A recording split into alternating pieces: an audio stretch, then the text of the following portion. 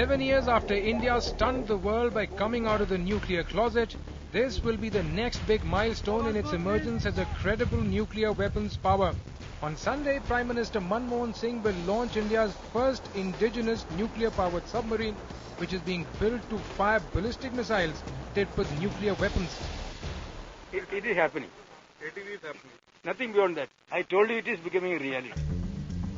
Named INS Arihant, or destroyer of enemies, this submarine will complete India's triad of nuclear weapons, which can be fired from land, air and under the sea. This 5,000-ton vessel will be armed with 12 nuclear-armed K-15 ballistic missiles, which have a range of 700 kilometers.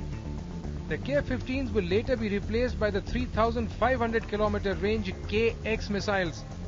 Its 80-megawatt nuclear reactor will ensure that it takes submerged for as long as it takes, and with dimensions of 104 meters length and 10 meters width, it's a baby boomer.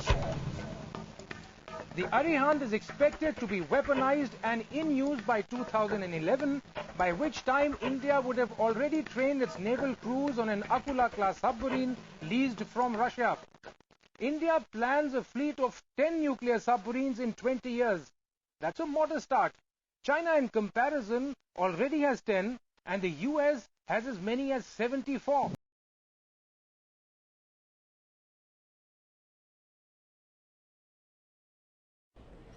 India has successfully test-fired its first nuclear-capable missile from an undersea platform, completing its goal of having air, land and sea ballistic systems.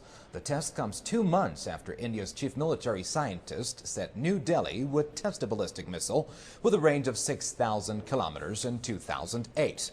The K-15 missile would be integrated with a nuclear-powered submarine that India is building. India plans to buy a host of new weapon systems in the coming decade to upgrade its military equipment. Pakistan says India's missile projects could set off an arms race in South Asia. India and Pakistan have an agreement to notify each other of tests and have engaged in a peace process since 2004. It was perhaps the most significant milestone in India's nuclear weaponization since the Pokhran blasts of May 1998. On Tuesday, it successfully test-fired the K-15, a nuclear-capable ballistic missile from under the sea off the Vizag coastline.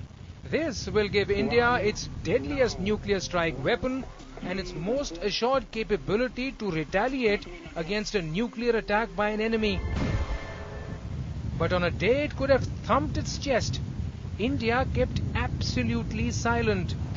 The K-15 missile will give India the capability to launch a stealthy nuclear attack from 50 meters under the sea to a land target 700 kilometers away.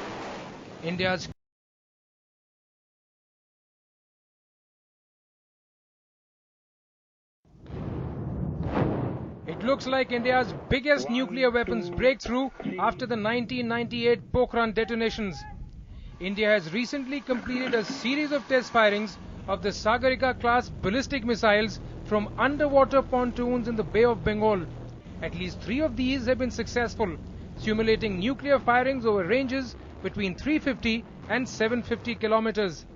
The upshot is that India is now close to acquiring a capability to launch nuclear weapons from submarines sailing anywhere in international waters. So what's so special about a launch capability from a submarine? This will give stealth and survivability to India's nuclear weapons, which is critical to an assured capability to retaliate should India be attacked with nuclear weapons.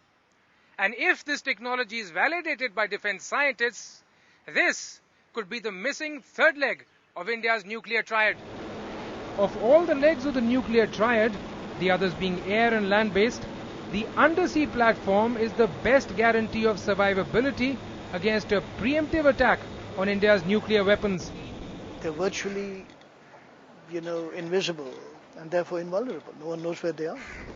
India's nuclear-powered submarine in the making, the ATV, which is due to begin sea trials in 2009, is intended to be armed with the Sagarika series of ballistic and cruise missiles.